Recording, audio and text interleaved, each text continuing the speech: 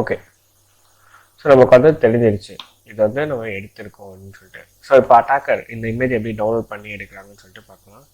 சரி, ஸோ எப்பவுமே நம்மளோட பிக்ஸ் எல்லாமே டிசிஎம்குள்ளே இருக்கும். டிசிஎம்ல கேமரா, ஓகேவா?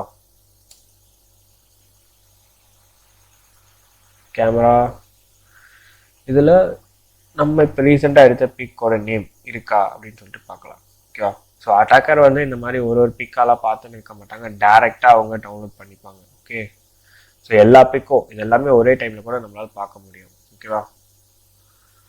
40 சி இதுதான் இப்போ நம்ம எடுத்த பிக்கு எக்ஸாக்டாக. நம்ம அதுவும் இல்லாமல் இங்கே டேட் டைம் அதை வச்சு நம்ம வந்து ஃபில்டர் பண்ணிக்கலாம். But sorry, download and